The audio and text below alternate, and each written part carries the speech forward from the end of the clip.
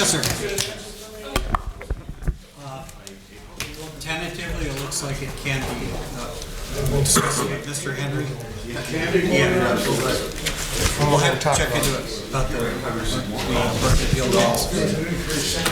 Oh, yeah, I'll look into it. Yeah, he's going to look into it to be sure, but it looks like tentatively it may be able to be done. It's okay to do it outside of the budget area. Possibly until Tim finishes his evaluation. It's never been done, I know. Right. Okay. Beth, am I going to be able to talk and get all my answers I want? You're not, can't limit me to 5 minutes. Bob, I'll be making a statement when we start the meeting. Am I going to get paid up?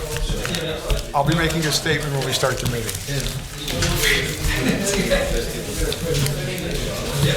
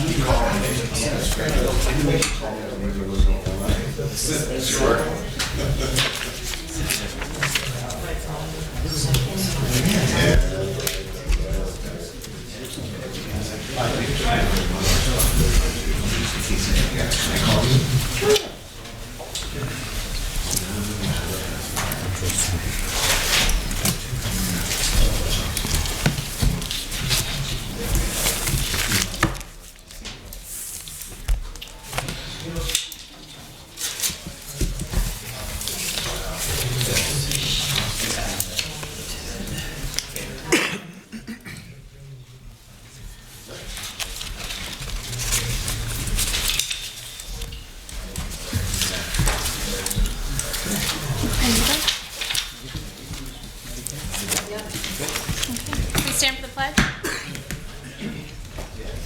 I pledge allegiance to the flag of the United States of America and to the republic for which it stands, one nation, under God, indivisible, with liberty and justice for all. Almighty and everlasting God, who presides over all things in heaven and earth, come and preside over these deliberations, so that those that make the decisions may be guided by your wisdom. Don't believe a word you're saying, Jesus. Bunch of liars.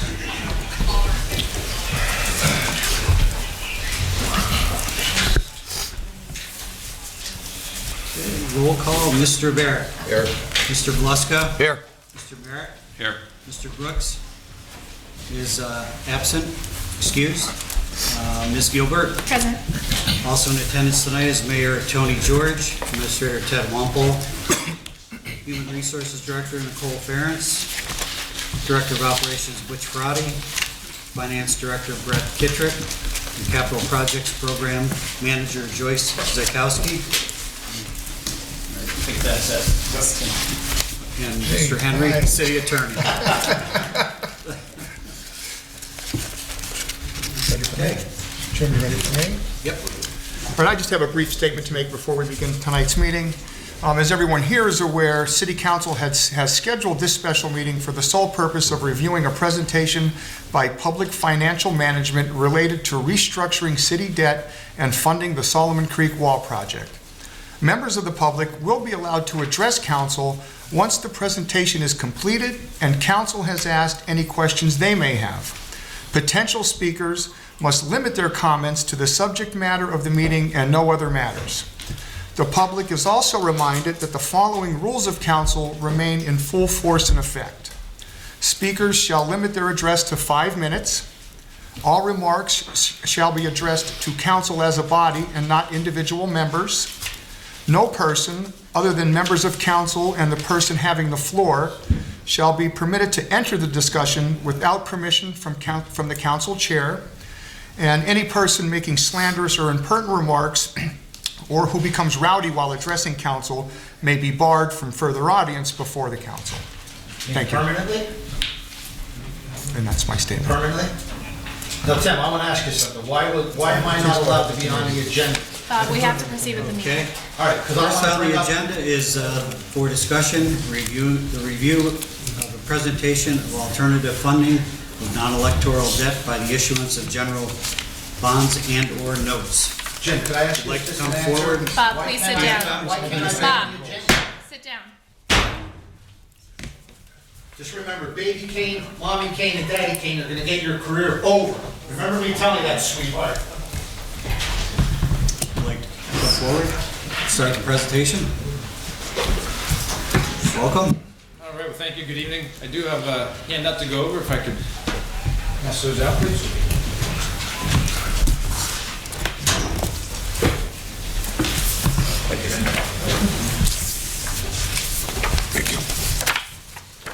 Thank you.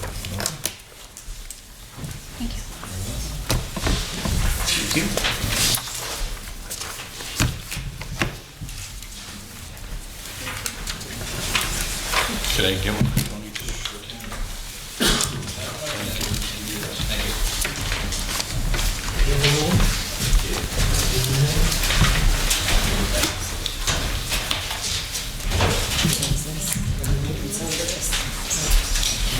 All right, everyone have a copy? Great. Well, again, good evening. Scott Shear with Public Financial Management.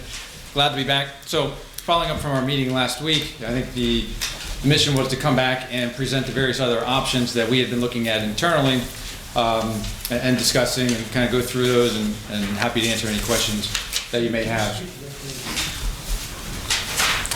So with that, why don't we start on page 1 just to get ourselves re-familiar again with the topic. So just to kind of set the stage, first off with the existing city debt structure.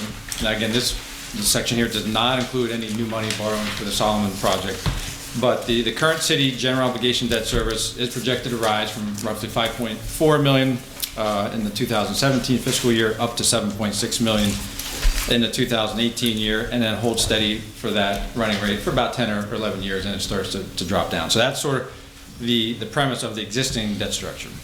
Then, as far as the new money needs, again, I think everyone's aware of the Solomon project.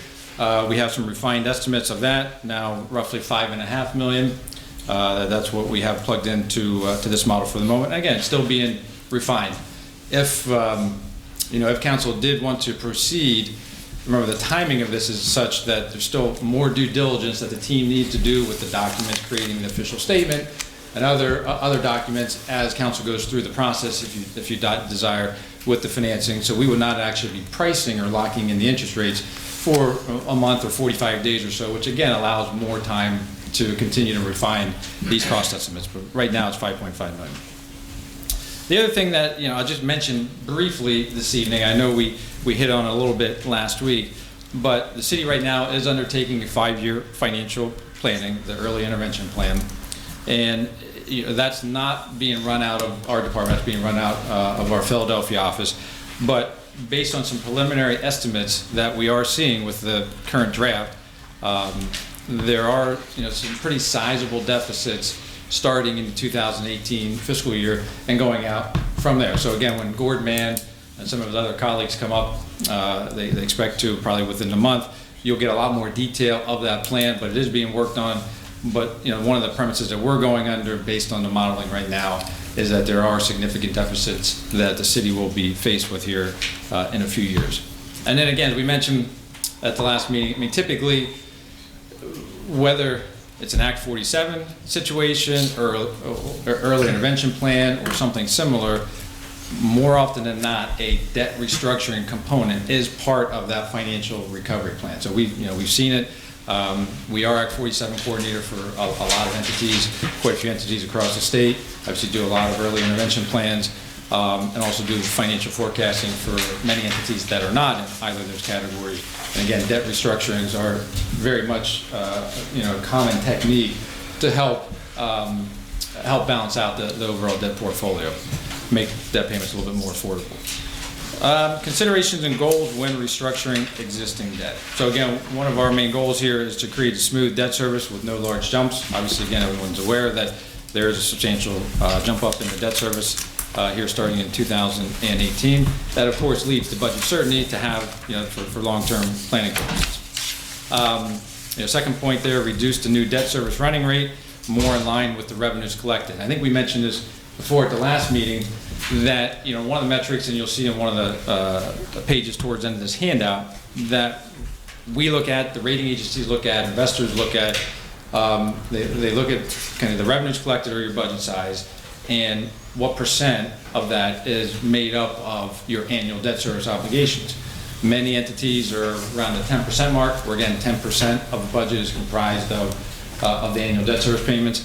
The city here is on the higher side, closer to 20%. Actually, with the Solomon Wall project, you would be around 20% when your budget is comprised of your annual debt service.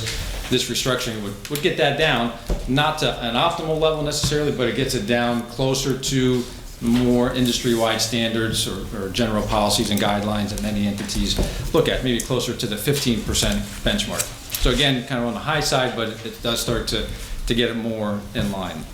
As we mentioned before, this debt restructuring does result in a final payoff that's much slower than currently the amortization is expected to be.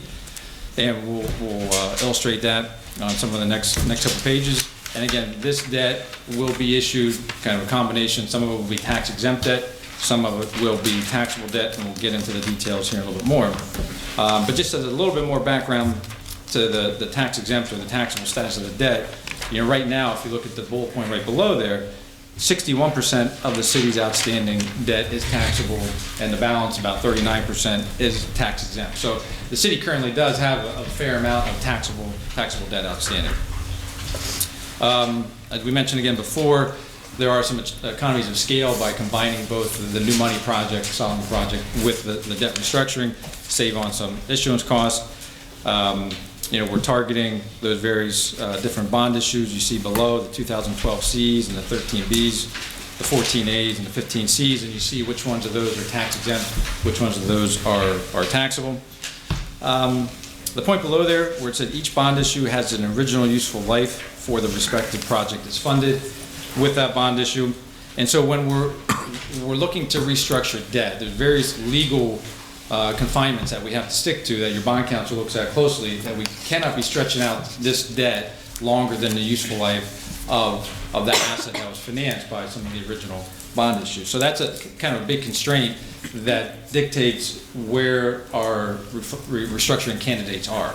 We just can't kind of pick any random note issue or bond issue. We have to pick the ones that we can legally restructure and still stay within the useful life guidelines that's permitted by law. So again, that's one of the things that kind of restrains what we are able to restructure.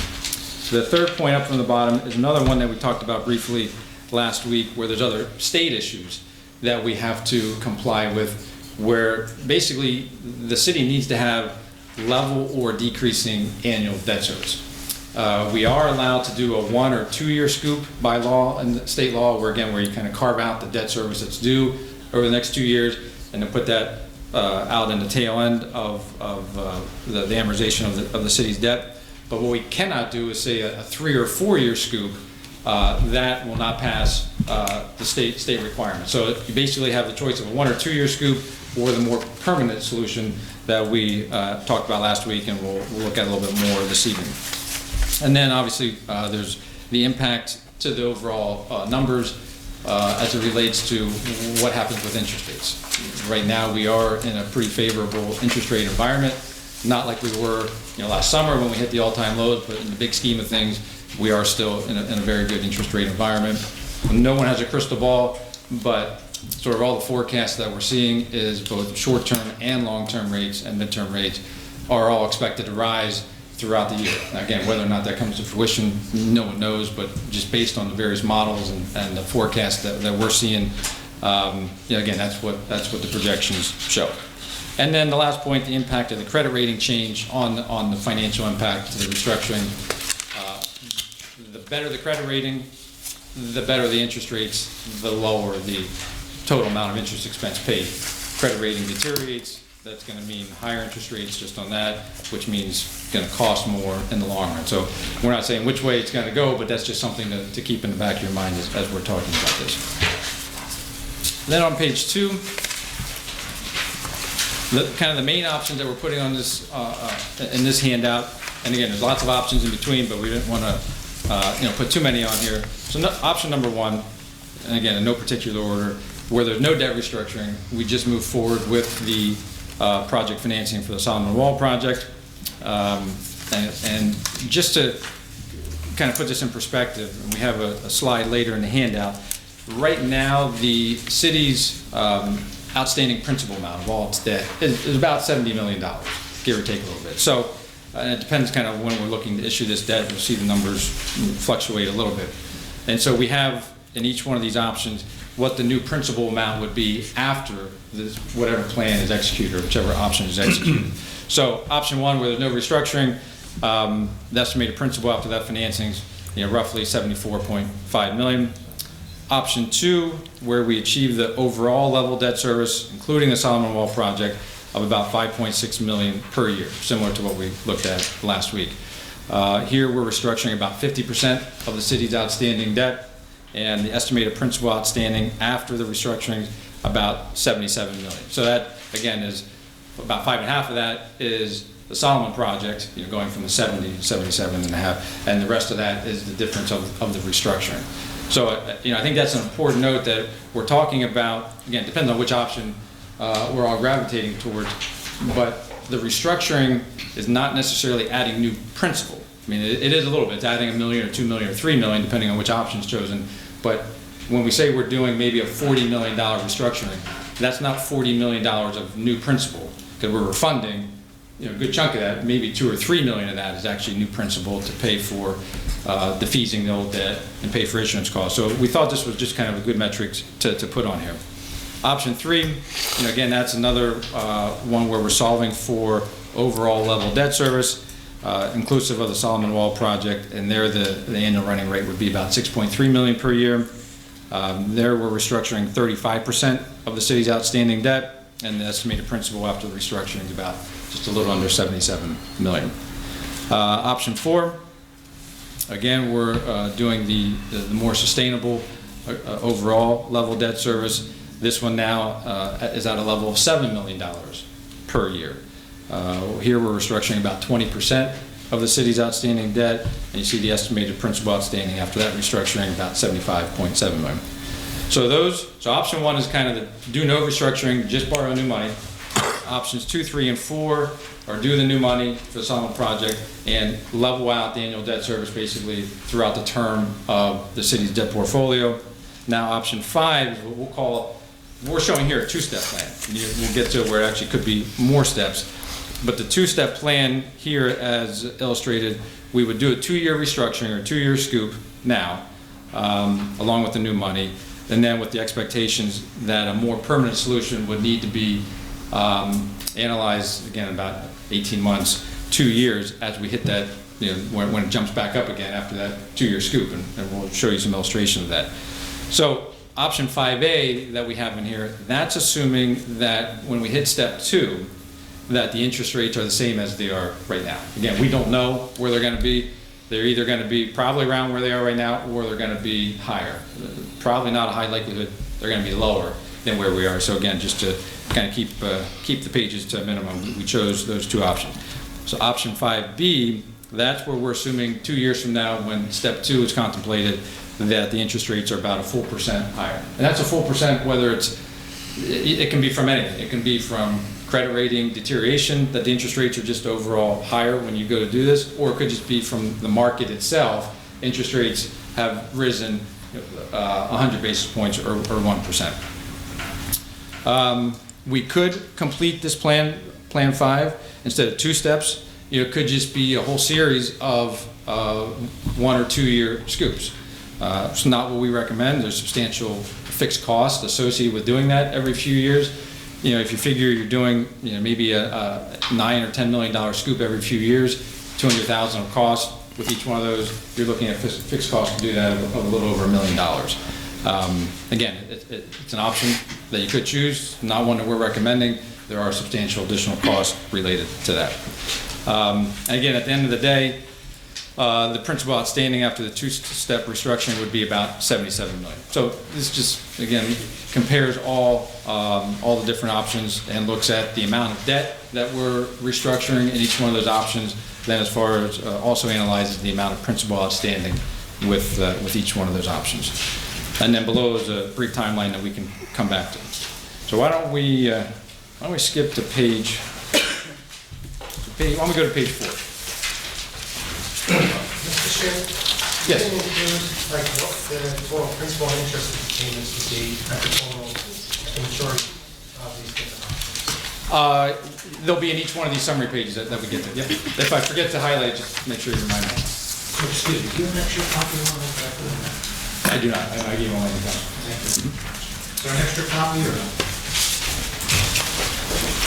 So page 4, up at the top is labeled option 1. Thank you. So as highlighted on the prior page, option 1 is where there's no restructuring, we just move forward with the new money borrowed. And there's a couple different ways to structure that new money if you're just doing a standalone.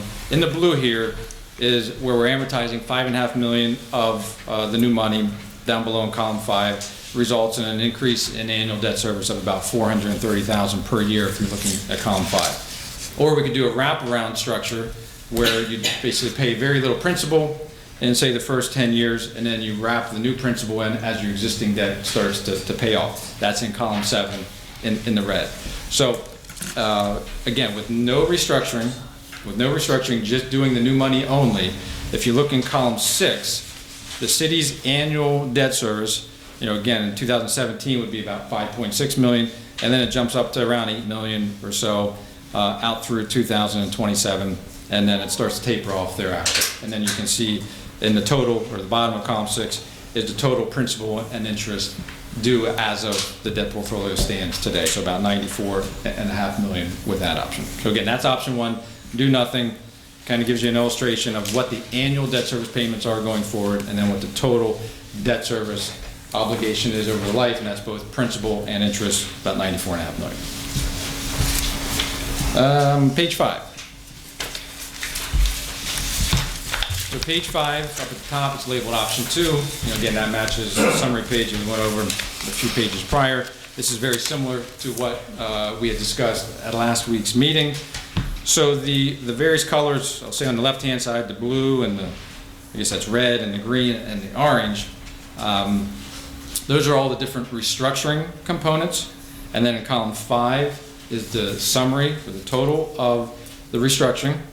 And then in column 6 is the new money there in the purple, and then we see the total. So let's just kind of walk through just to get everyone acclimated, because then all the rest of these summaries are going to look very similar. So in the blue, this is what we label as the Series A of 2017. This is about 1.5 million that we're issuing. This would be to currently refund the 2012 Cs. This would be tax exempt. Total interest expense about $760,000 associated with the borrowing that principal. The present value cost of doing that piece is about $188,000 that you see. And then in column 10 is the savings or the dis-savings associated with doing that. Right next to it, where it says Series B of 2017, that roughly 25.7 million principal, where we're advance refunding the majority of the 2015 C taxable bonds.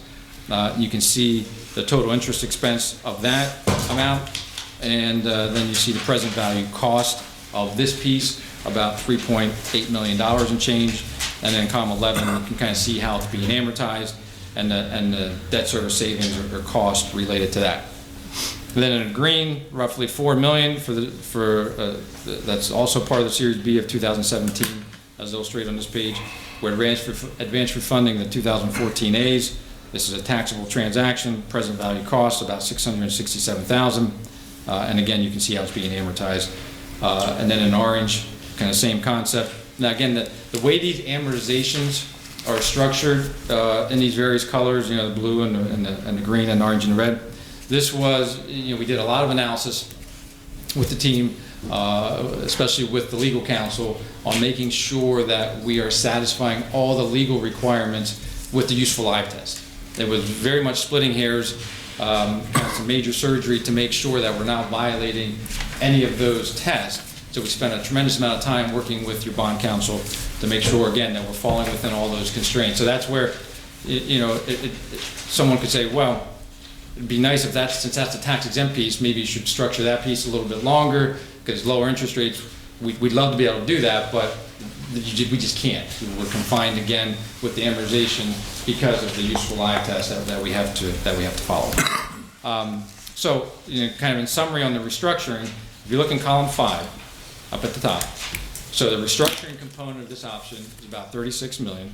you see the total interest expense related to borrowing that amount, about $33 million, and the present value cost of doing that. Kind of taking all that back in today's dollars, which is we feel is the most accurate way to compare these kind of analyses. It's a little under $5 million, about $4.9 million of present value cost to do the restructuring. So you see in column 14, after you do just the restructuring component, we're down to an annual debt service of about $5.4 million, with the exception of that 1 year that we have highlighted. We want to bring it to your attention where we can't smooth that one out perfectly, but all the rest of the years, we can. So that's sort of now the new starting point, and then we layer on the purple beside there, the new money, and that's what gets us now over to the far right-hand side, the total annual debt service going forward about $5.6 million, and you see the total down in column down the bottom of column 16. So any questions with kind of the way the math is working or the structure of these? Because again, all the rest kind of have the same format. And we highlighted, for comparison's sake, we highlighted in column 5 the present value cost of the restructuring, just again so you can compare the difference. It's important to compare the present value cost of each one of these options as well as what the new annual debt service is going to look like. Because the main purpose, and I may have glossed over this too quickly on the prior page, the main purpose of this transaction is not for present value savings. I think we've been kind of very transparent about that this is not a transaction where you're going from a higher rate to a lower rate to achieve economic savings. This is a transaction done for cash flow relief, to make your debt service payments more affordable. Right now, again, there's a significant spike in the debt in the next 2 years. That's one of the main contributors to the significant deficits that are being forecasted starting in 2018. So this is not meant, and I never want to give anyone the impression that this is going to result in present value savings. Definitely not the case. This is resulting in cash flow relief so that those freed up dollars in the budget can hopefully be used for something else to pay other bills or try to close the deficit that is fast approaching. Then we turn to page 6.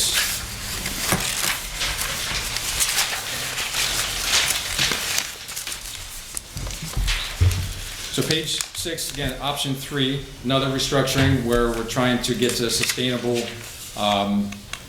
level of annual debt service. So again, in the blue and the orange and the green are the restructuring components of this transaction. So if we just go to column 4, that's the summary of the restructuring. The new par amount would be about $25 million of what we're refunding. You see the interest expense related to that, $19.3 million. The present value cost of stretching out that debt and changing interest rates is about $3.5 million. And then in column 12, you can see sort of where we're starting from. This restructuring starts us closer to $6 million, and then we add on the new money right beside there in the purple. It gets us over to column 14 to the new running rate of about 6.3 million. So now again here, the present value cost of this option is less than before. So 4.9 is about 3.5, but you're not realizing as much cash flow relief as before. 6.2 now as opposed to the prior page. And again, at the bottom of column 14, you see what the total debt service is, both principal and interest, over the life.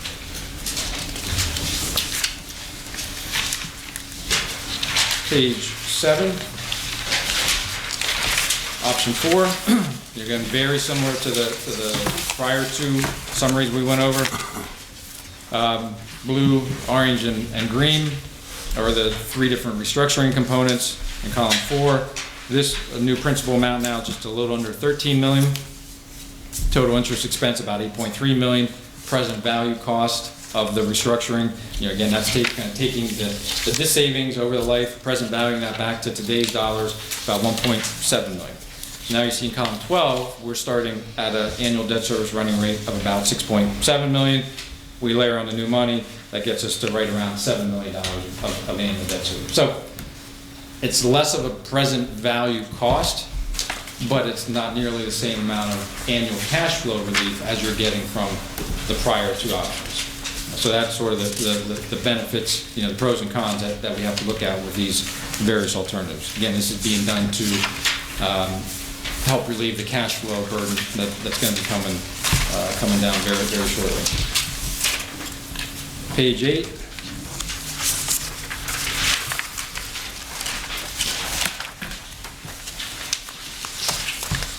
So page 8 is option 5A. This is one of the two-step plans that we talked about before. So columns 1 through 5, what we call step 1, that's the 2-year scoop along with the Solomon Wall project. So now you see in columns 1 and 2, the red and the orange, those are the two restructuring components, much smaller amounts. We're looking at about 2.7 on the one piece and about 1.3 million on the other piece. So the total restructuring in column 3, about 3.9 million and change. Total interest expense about 3 million. Present value cost of this restructuring is about $400,000. Then we also add on the Solomon Wall borrowing at the same time for this step 1, and you sort of see where it gets us to over in column 17. We have relief in 2017 and 2018, but now in 2019 we're back up to basically the $8 million. So that's why we said we have to do another step after that, more than likely. Pretty much a sure thing that it's going to have to happen. Then columns 6 through 10 address the second step that we would do. We're assuming you see there a settlement of April 2019. So now columns 6, 7, 8, 9, the blue and the green and the red and the orange are the various restructuring components that are summarized in column 10, about 31 million of restructuring debt that would be issued in 2019, about 24 million and change of total interest expense, and about 3 million of present value cost. And again, that gets us, at the end of the day, if interest rates stay the same, this is option 5A, where we're assuming interest rates 2 years from now are basically identical today. So the credit rating of the city stays the same, and the overall absolute level of interest rates, or the interest rate environment, stays the same as today. This gives you that picture. Then just to kind of see what the sensitivity of rates rising, whether again the markets just rise in general, or potentially maybe the credit rating may change for the city. That is reflected on page 9, labeled as 5B. So the kind of, and if I flip around, just kind of start getting kind of too many different comparisons. But on page 9, on option 5B, if you sort of cut to the chase and go all the way over to the right-hand side, you do the two-step plan. You do the smaller restructuring now and the new money. You then wait a year and a half or so, get to 2019, do the larger restructuring. You get us back down over in column 22, back down to a level similar to option 2 of about $5.7 million. You compare, you can see what the cost is of interest rates rising, or interest rates in general being higher than they are now, that the present value cost of the restructuring in this scenario is about 7.4 million versus the 4.9 million of option 2. That's sort of the kind of the math we need to do in our head when you factor in the possibility of interest rates rising. So again, you sort of add up the two yellow boxes on page 9, that gets us to about 7.4 million. Compare that to the yellow box back on option 2, which is about 4.9. So basically getting to the same point of the annual debt service being about 5.7 million. If we all think that interest rates are going to rise and credit rating may change for the city, it's a present value cost, additional present value cost of a few $1 million, 7.4 million versus the 4.9 million from option 2. And you can kind of do that same analysis with options 3 and with options 4. But we felt it was just important. No one knows where interest rates are going to be, but again, a lot of things are pointing to higher interest rates. And this just shows you the difference in the analysis, doing it now versus doing it 2 years from now.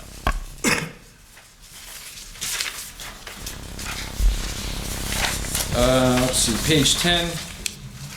Again, I apologize for the small print, but we don't really need to go into this. This is just more for reference. This is the overall debt portfolio of the city. It just laid out each particular bond issue or note issue of the city in columns 2 through 19, while also including the energy transaction back from a few years ago, and you kind of see how it all looks. But the highlighted columns here are the ones that we've been focused on for the restructuring. So again, this is just more for reference, kind of gives the respective call dates for each one and some of the purposes.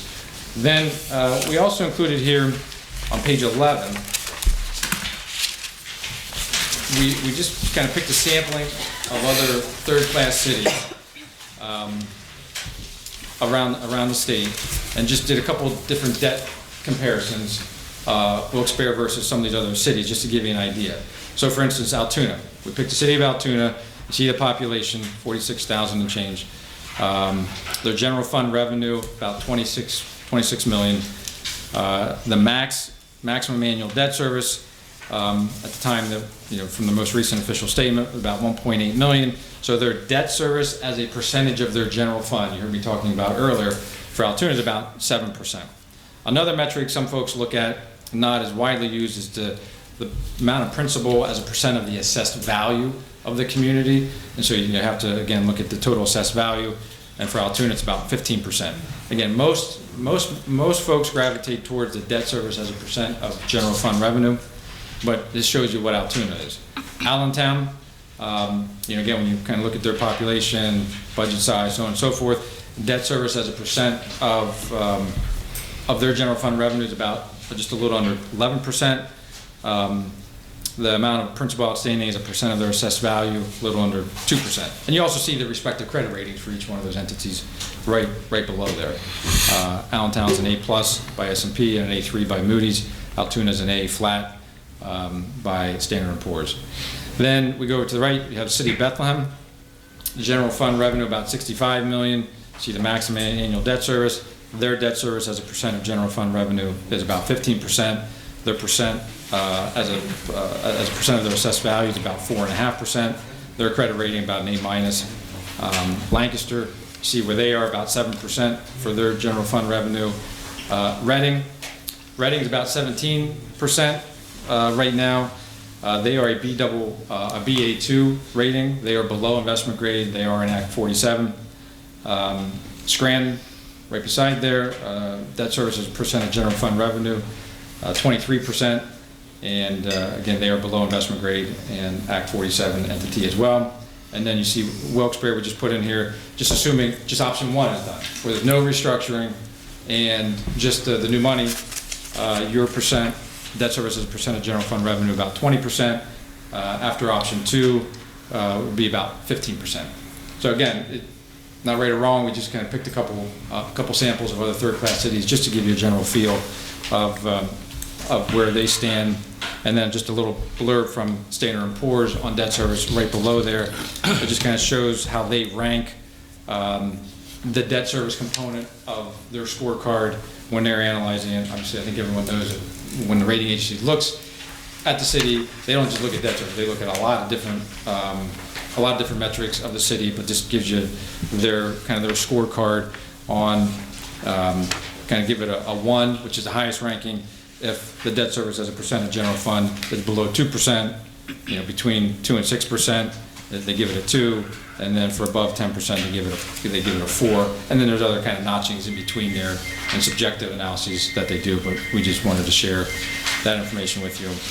And then on the last page, I think the question was asked last week, so we just wanted to put in here on one piece of paper what the interest rates were of the debt that we're looking to refund on these various options. Just again, more as a reference point. So with that, I know I went through this handout pretty quickly, but happy to go back and answer any questions you may have or try to clarify anything.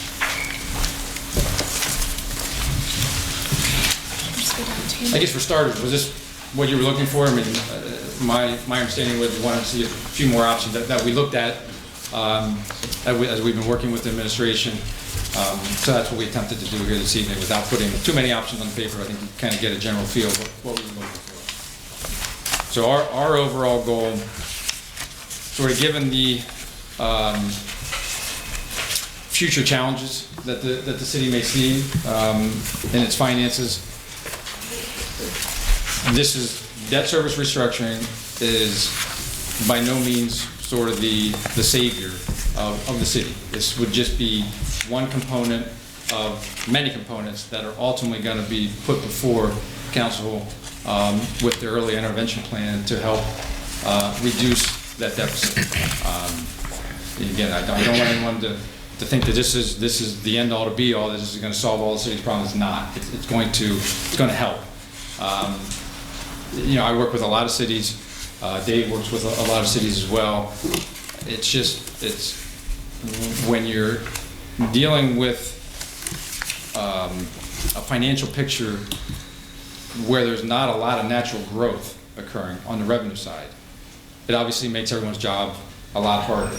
We have expenditures we all know are going to continue to increase. When you look at what makes up a good chunk of any city's budget, you got employees. They're going to be going up. If you have, without tax increases and other revenue enhancements, you more or less have stagnant revenue. And so that's where, if you're looking at $6 million, $7 million, $8 million, $9 million deficits, being able to realize maybe a $2 million reduction in debt service to help that, I mean, that's a good start. The other initiatives that are probably going to be put before council in a few weeks are probably going to be much tougher to discuss. Again, it's not going to be easy decisions, but this is one that, based on the timing of the Solomon Wall project, based on where interest rates are right now, felt it was good to come before council at this stage for your consideration. So with that, again, I'm sorry, I'll stop talking. All right, we'll just go down the table here. Bill, do you have any questions or concerns to add? Well, first of all, thank you. I know there's a lot of work that went into this. We appreciate that.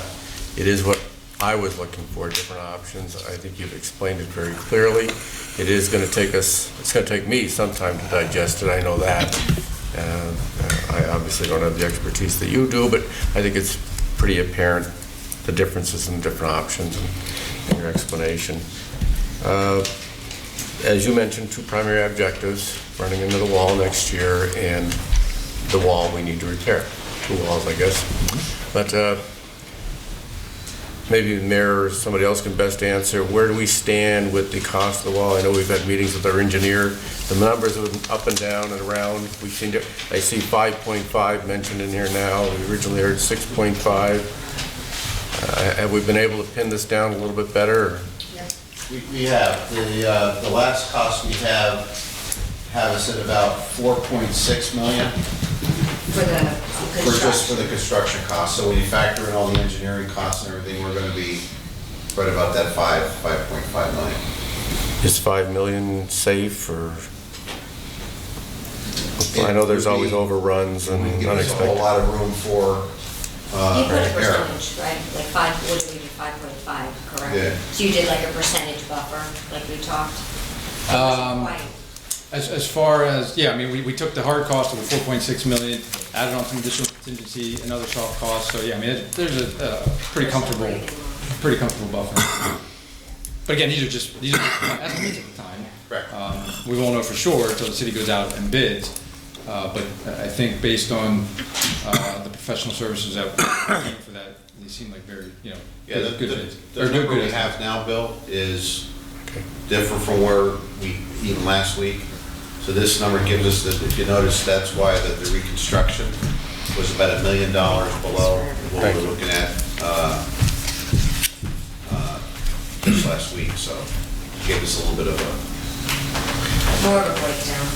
Okay.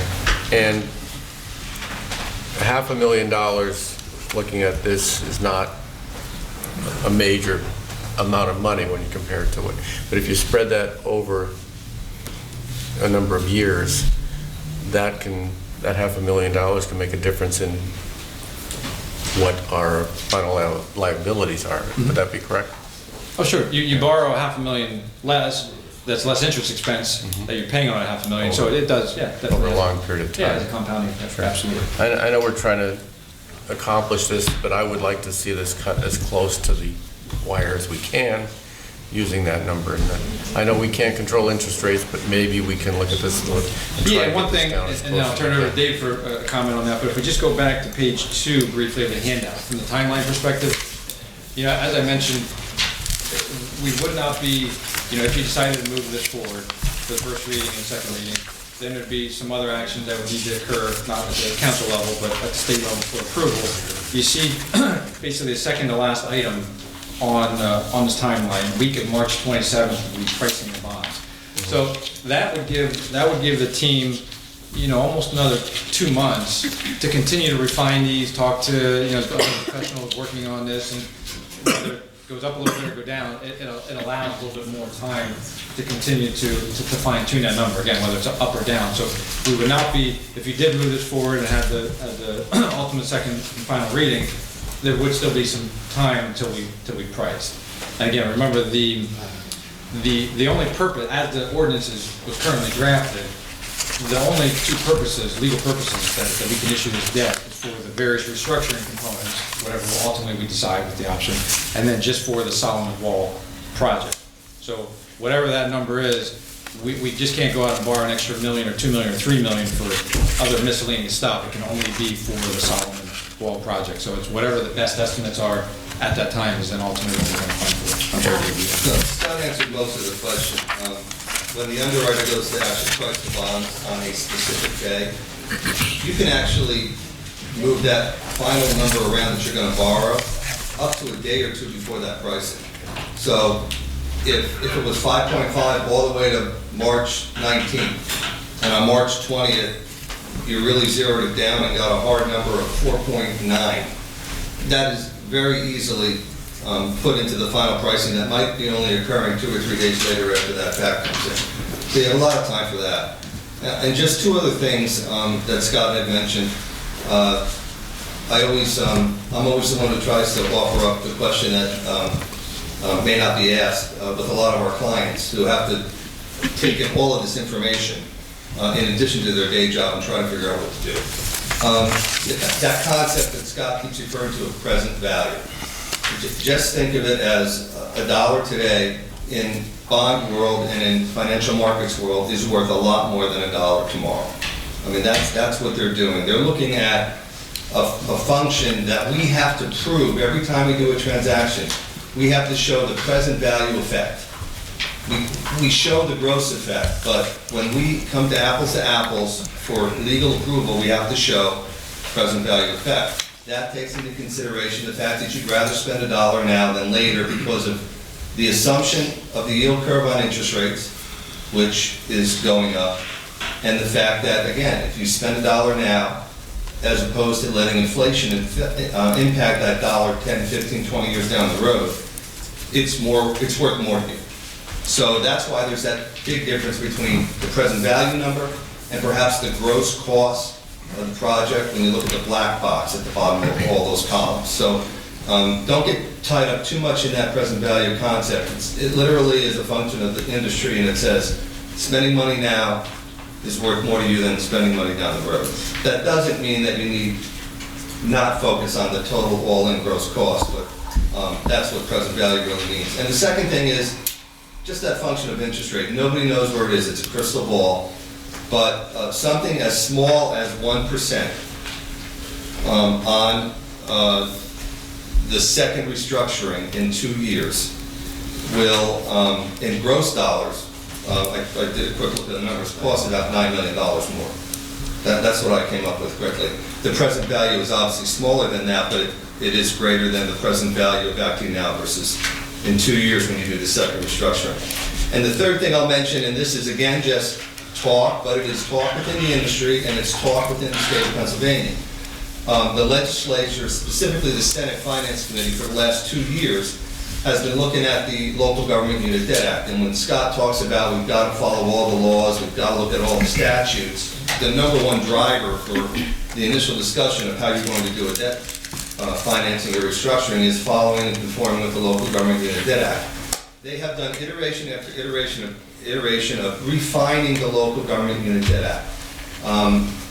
One of the things that they have been discussing in these various iterations, and there's still one that's within the Senate Finance Committee, is to limit or take away the ability to do scoop refinancings, that 1 or 2 year option. So there's two things to that we've seen with other clients that are looking at the same situation. Am I going to be able to do a scoop refinancing in 2, 3, or 4 years if they change legislation and say, no, we don't like that type of short-term financing? That's a possibility. The second thing is, if, and I'm sure Scott would talk to you about this, because I'll remind everybody again, I'm an assigned underwriter, Scott's your financial advisor. I wouldn't be able to be here talking about these things if Scott wasn't here as your financial advisor, listening to my conversations with you. So he is the ultimate arbiter of my comments.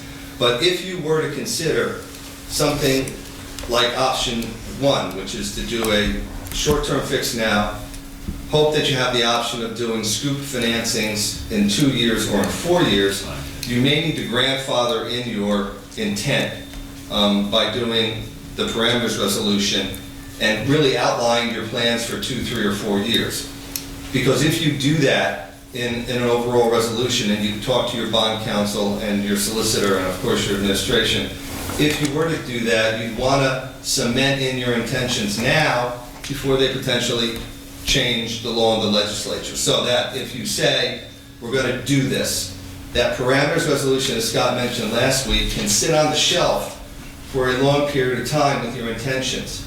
If in that period of time it's sitting on the shelf, the legislature changes the rules on you, you're allowed to go back to what your live parameters deal has been structured as. So that would be an option that you'd want to consider if you move toward that scoop now, restructure in 2 years. But the last point is the effect of a change in 1% of interest rate. And don't think of it as 1% of market rates. As Scott mentioned, if there's a small hit to your credit rating, they normally say one small notch. So if you went from A to A minus, or A minus to BBB plus, just one notch change, that's worth 15 or 20 basis points, about a fifth of an interest rate.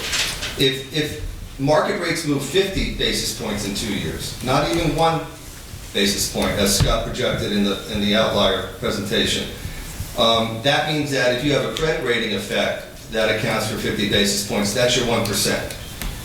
So market rates moving up half a point in 2 years, I think that's a pretty liberal estimate. The Fed is expecting 2 rate hikes. They did not hike rates yesterday. They're expecting potentially 2 in September and November in the fall. And that's just this year. And when they talk about a rate hike, they're talking about 0.25%.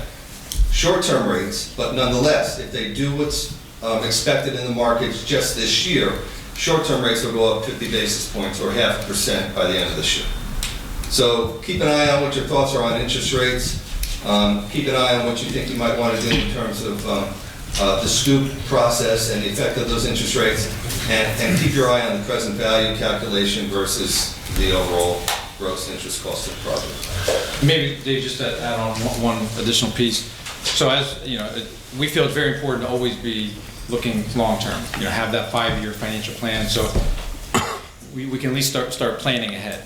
So one of the things that you may have noticed in, say, the city's prior credit rating report, it talks quite a bit about the liquidity of the city, meaning the kind of the cash balance that's available for rainy day fund in case you run into some situations. Well, what we want to bring to the table for consideration is liquidity is great, having the fund balance is great. We're big advocates of that. We love to see that. However, typically when you start looking out in the future and you see sizable deficits, what we usually see is the first thing that happens. We're not saying it's necessarily going to happen here in Wilkes-Barre, but in general, what we see happen is fund balance starts to erode quickly to try to make up for some of that deficit. That may be okay for 2018, but then after that, the fund balance is gone. So kind of what I'm trying to say is, with these kind of sizable deficits, if we were looking at maybe $500,000 deficits or $1 million deficits per year going forward, we'd be having a different conversation. But again, we're looking at $6 million, $7 million, $8 million, $9 million type deficits in the future with no other revenue initiatives. Fund balance could be eroded very quickly, which is going to have pretty much an immediate impact on the city's credit rating. And David just mentioned kind of what the impacts may be with a one-notch credit rating. You know, you need to think about the consequences of a 2 or 3 notch deterioration in the credit rating and what that may be. Did you have any other questions, Bill? I didn't. Thank you. Mr. Belisca? The only thing I got really is, you say a 1 or 2 year scoop, and that's by law. You can't go any more than 2. Correct. That's correct. You can either do Or a 1 restructure, year or the full term. the whole debt. Right. Mm-hmm. That's kind of that legislation risk that Dave was just mentioning, is that opportunity may go away. We just don't know what may be proposed, but as the law is written now, I don't think they're going to make it any more loose. I think if anything, as Dave mentioned, they're probably going to tighten that up to maybe just not allow for restructuring. The reason that 2 years is important is, and it's limited to 2 years. Remember, Scott always talks about you've got to have level or declining debt service. DCED, Local Government Unit Debt Act, State of Pennsylvania, says, all right, if you're doing a restructuring and you need a little bit of relief, we'll give you those first 2 years. So you're going to have low debt service year 1, low debt service year 2, then it bumps back up in year 3. That's where they say, okay, that's the starting line for your level debt service. If they gave you year 3, then you'd have low debt service, low debt service, low debt service for 3 years, and then a large jump to that starting line. And it really goes toward the changing of the guard in Pennsylvania municipal government. They want to protect against you doing something to give yourself or the city relief for the next 2, 3, 4, 5 years. And then there's a gigantic jump in year 6 and somebody else is here to take care of those short-term remedies that somebody might have imposed to take care of the early years. That's why they limit it to 2 years. Is that my understanding, and that's where we're at because of the past administration, or when was the last time it was done prior to this? There was not restructurings per se. Even when you're doing savings, and I can tell you when we've been here doing refundings in the last on these bond issues, they've been for savings, not restructurings.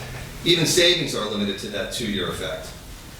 If you had so let's say you've created $2 million with savings in a refunding, and you wanted to take $1 million of that next year, and $1 million of it in year 4 for whatever reason. That would cause it to go like this. DCD would say, no, you can't do that. You've got to take it all up in those first 2 years, so you have the starting point in year 3, or you're going to have to take it level, every year the same, so that it's stable savings. So that's the reason why every year you had lower debt service in the current budget year when we would come and do a savings for you. We would create, because of lower interest rates, savings in your next budget year. You would enjoy that. You'd be at $5.6 million. But then the next year you were back at your traditional run rate, which Scott has been showing you is $7.5 million. And in some cases we were able to structure 2 years. I think one of the savings restructures we did was well over $1.2 million. So you might have added $600,000 in the first year, $600,000 in lower debt service in the second year, and then boom, it's back up to 7.5, 7.6 in year 3. So that's why on an annual basis, it looked like, wow, we were scooping restructuring to get to $6 million, $6.5 million. Well, actually, you were benefiting from a lot of opportunities to restructure for savings. And that's what we've been consistently doing here for the last 5, 6, 7 years. The problem is, most of those savings opportunities are gone, as I mentioned last week, because you don't have a lot of issues that are coming due for savings restructurings in the next couple of years, and interest rates are up. And one of the reasons why we focused on option 2 last week and been working with the administration on that from a budgeting standpoint is we're obviously sensitive to fees. I mean, there's obviously cost of issuance whenever you're doing a transaction, whether you're doing 1 or 2, 3 or 4. And so, our recommendation was the option 2, which was, getting as much cash flow relief as we possibly could, get that sustainable debt service level, and basically pay the one set of fees, as opposed to doing the 2-year scoops every 2 years. We all would love that because we get paid more, but that's not what we're recommending. We're recommending the one time, get it done while conditions are still pretty good, as opposed to kind of rolling that dice every couple of years with legislation risk, interest rate risk, credit rating risk, and then the additional fees related to that. So that, that kind of went in behind our thinking to what we put on the table last week for it to come. Well, nothing more. Mr. Merritt? No, I'm good. Thank you. You just need to review it. My questions aren't specific to this presentation. I think we all need some time to review it. My questions are more so geared towards administration, so I don't know if anyone can help me there. If we keep pushing the sale of property, we have potential to bring in a few million to the general fund. Can we allocate those funds towards the Solomons Creek project? I'm not sure I heard the question. If we keep pushing the sale of city property, we have the potential to bring in a few $1 million. Can we allocate those funds towards Solomon Creek repair? I'm not sure the value is a couple $1 million, but Potentially. if you have the number, I don't have that number. But I mean, you could. The problem is if they don't sell. We just found that out last year when they budgeted $1 million in the budget for the sale of property, and those sales didn't come to fruition. So then, do we go a year and say we keep pushing it? Because again, remember, the reason we're after the Solomons Creek project is the emergence nature of it. So if we say, okay, if we get $1 million, or we wait for the $5 million in property sales, that could be 10 years, 15 years. I'm not sure I would want to do that to those people then. But right now, we have a hold on the hotel steering lot for a year. And the Solomons Creek project right now, to make it very clear, is on hold. We don't have money in the budget line to pursue it any further. So the Band-Aid that is down there is the Band-Aid that will be there, and so we can sign the contract. From the time we sign the contract, which from what I understand, we cannot sign unless there's money in the bank, correct me if I'm wrong, it will be a minimum of 6 months. So just maybe to address that from our standpoint, if there would be additional money that would come in, sale property, or whatever the case may be, we have not pinned down yet with David and his team of the actual call features of these bond issues, but we would like to start the discussions with at least the tax exempt piece of this, whether it's the tax exempt piece of the restructuring or the Solomon Wall project will be, we depending on market conditions, we hope that we'll have a 5-year call or somewhere around there, so that if you do get some additional monies, that could just be a policy set aside that money would go directly to fund an escrow to pay for a portion of the Solomon Wall project. So you could do that. We definitely work with other entities where they have these kind of one-time windfalls. They either just kind of pledge to pay down debt early or to replenish the general fund balances. Kind of different ways you can earmark any kind of one-timers like that. Now, regarding the overall reconstruction of Solomons Creek, is it possible that we can complete certain portions of the wall one section at a time rather than doing it all at once? What's your date on that? Council Chair, in this particular situation, the two areas that we've targeted are in desperate need of replacement. The reason we selected that side is not just because of the breach in the wall, there's breaches in other sections of the Solomon Creek wall. That particular area holds back a sanitary line, a storm line, water line, gas line, Verizon underground utility, fiber optic cable. So it's in desperate need of repair.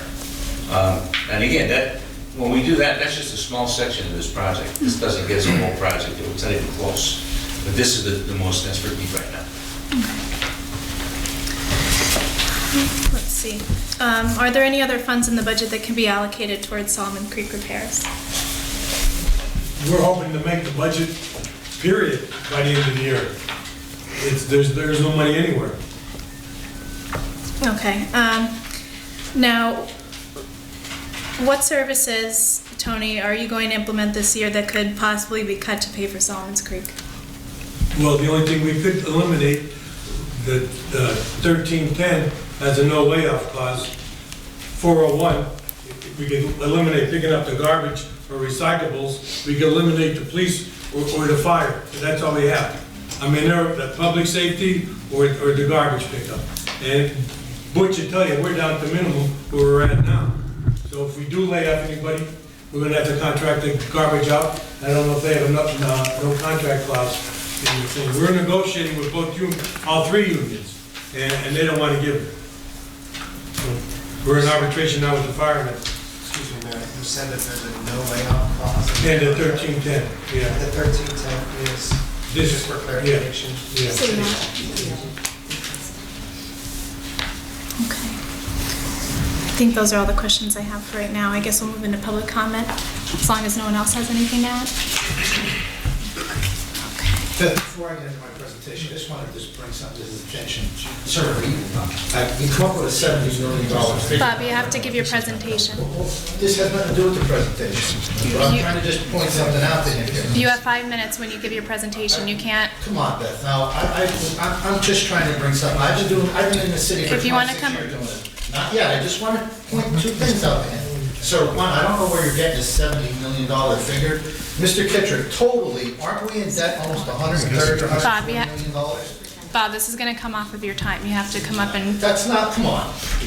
if you want it, you can come up and give your presentation, but you have 5 minutes total. Almost $135 or $140 million. He's on there. No, I understood. Right, and yet, have you talked to the watchdog yet, Mr., Bob, your time is starting. oh, come on, Beth, now knock it off. Did you talk to Mr. Snyder yet? No, not outside of this All room. right, because he's our watchdog. I'll tell you what, Beth, what you're doing, all right, I guess you could move out of the way.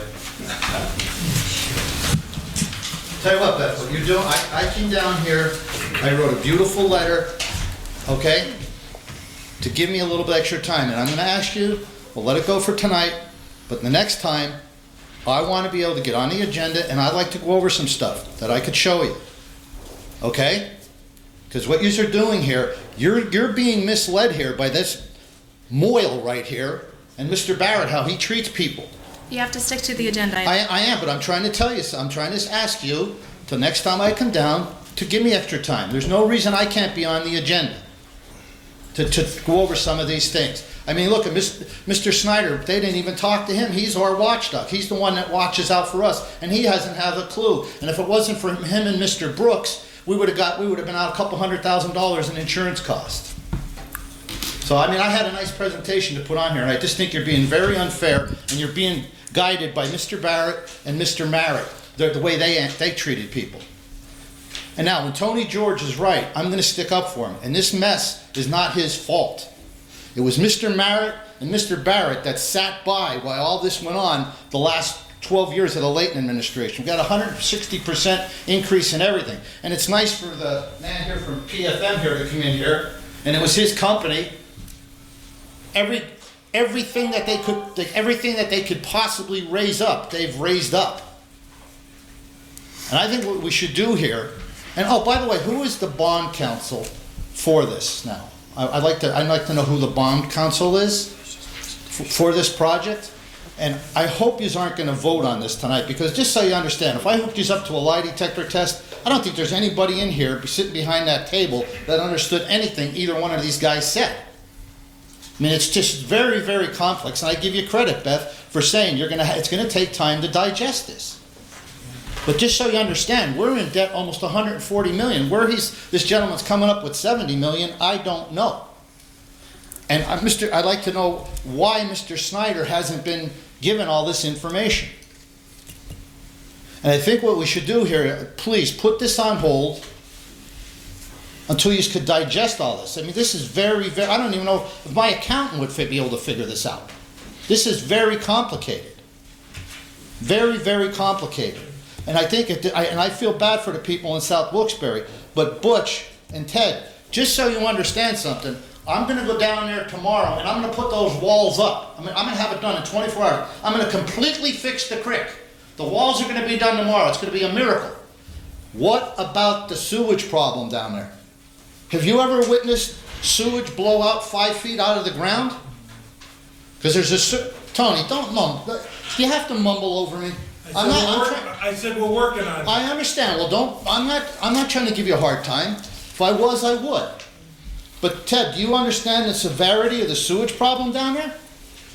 And I don't understand, why can't we get this wall thing, let's just take a separate loan out for it right now. take a separate loan out for it, and take our time on this, because these gentlemen are giving us all these figures. Why are we going with just this one bank? Well, let's take all their information and let's put this out to bid. I was just involved with a thing in Hanover Township.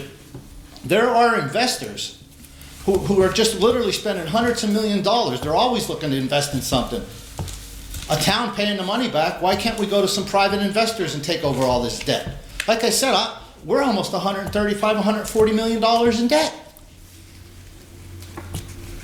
I don't know where they're getting 70 million. I mean, I know you can't just hide 50 million, but we're in debt that much. And I do give you credit, Beth, for saying you got to digest this. And I'm going to ask you people to don't vote on this again.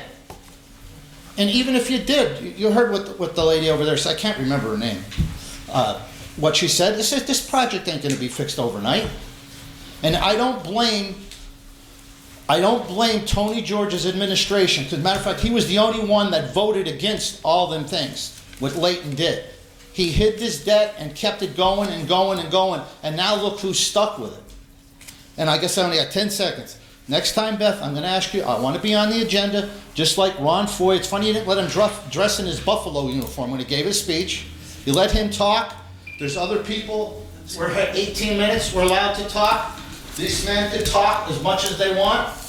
And you got to understand something. I'm the guy that's going to be paying for this along with the taxpayers. So I think we should look at, don't vote on this tonight. Put it off on hold. If you have to take a private or a loan out for that wall and get this thing all done some other way. We should put it out for bid, this debt refinancing. And that's my opinion. I'm very upset that I'm not on the agenda, and I hope you'll reconsider it for the next meeting. Okay. We're not taking any formal action on this tonight. Good. Well, it shows that. I'll tell you what, Beth, I don't think anybody in this room understands it, because I don't. It's very complex. And it's not this council's fault. It's Mr. Barrett and Mr. Merritt. They're two of the ones that let it go on. Okay. Can anyone answer any of Mr. Kalabowski's questions? When he's saying 140 million, he's including the unfunded liability for the pensions, which is roughly about $53 million. Right. Okay. Which is an additional $4.5–5 million above this $5–6 million debt. That's what I'm trying to say, is why don't we try to put this together and we're going to refinance. Let's refinance everything and get it done. I mean, I wouldn't care if he's come in here and said, hey, we have to raise your taxes up. We can't do back and forth. He's answering your questions. I understand, and I'm trying to what to say to him. I know, but this isn't for back and forth. He's answering your question to give you an answer. Where are you going? Bob, that's the rules and order of council. You gotta understand. Please sit down. All right, the most productive meetings we've had is when people are allowed to go back and forth. I'm just trying to say is, well, let's look at everything, and I want Darren Snyder involved in this stuff. He's our watchdog. He's looking out for you and me and everybody else. I mean, you gotta lighten up on these times. You've changed other rules. I understand, Bob, please. you have 5 minutes for your presentation. Well, That's all you get. There's why do you have those cops Bob. shoot me in the parking lot? Please You're sit not down. like a memorial. That's what you are. Please sit down. I don't even know what Steamer a noise. is, Well, Bob. it's a steamer. Bob. You sit there, and what am I doing? Just trying to speak my piece. Enough. John Sahoski? Okay. Sam Troy? You down too.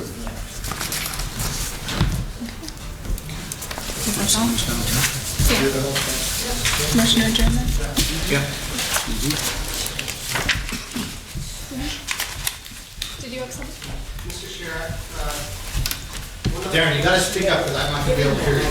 just when I was asking for like options, as far as different financial options, like an interest rate swap for some of the loans or something like that.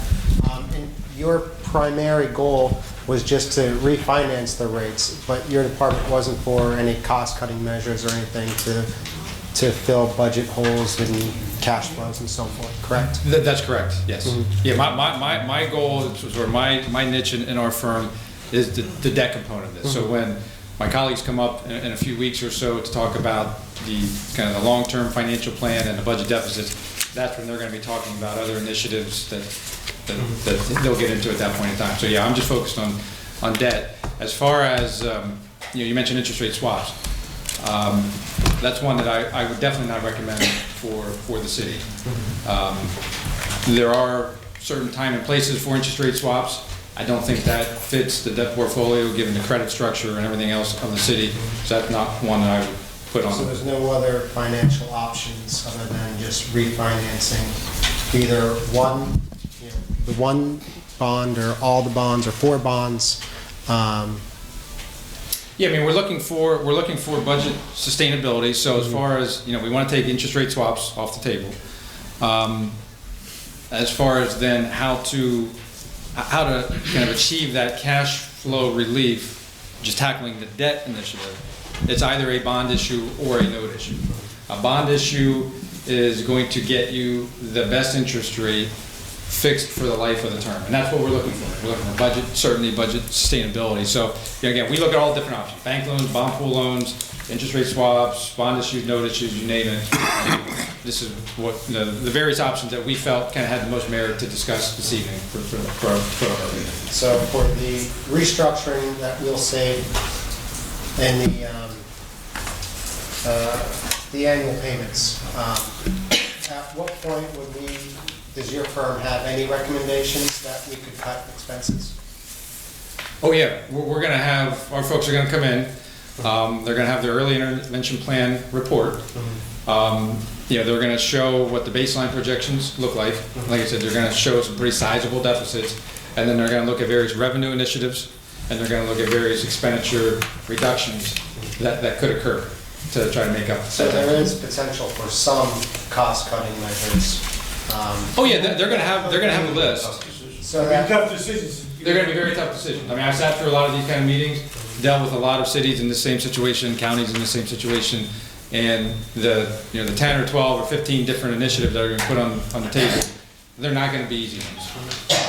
It's a tough pill to swallow when we have, you know, interest rates at 2%, and we're asking the taxpayers to go up to, you know, 5% or so. So, and in 11 years, you know, our debt service is down to almost nothing. So then where our credit score would, you know, based on what you showed us, would go up exponentially, so below that 2% mark. Right. If we are able to hunker down and find savings to cut expenses. Right. So I think kind of one of the phone calls we got Friday afternoon from our guys was, and this can happen very easily in today's day and age, where MMO projections, the pension, pension obligations that CEOs are now for just one of the pension plans, where there was basically no payment, now expected to go about $2 million starting in 18. So, I mean, those are kind of the magnitude of the numbers we're dealing with. So, in talking with my other colleagues, it's okay, if there is going to be a $6 to $10 million budget deficit, or, you know, on an annual basis in the future, this is, you know, this is a bite of that apple. This is $2 million, but then there's going to be those other initiatives to put on the table to try to carve back that other 4 or 6 million or 7 million to try to get to a balanced budget. Yeah. So that this isn't the end-all recommendation for your company? Oh, definitely not. No. This is just kind of the one piece related to the debt, which sort of all started with the Solomon Wall project, and it just kind of made sense to put the two together. So no, definitely you will be seeing much more of PFM over the next few months. Thank you. You're welcome.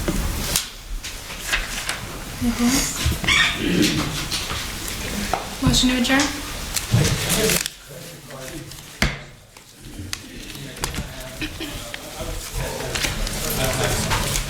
But yeah.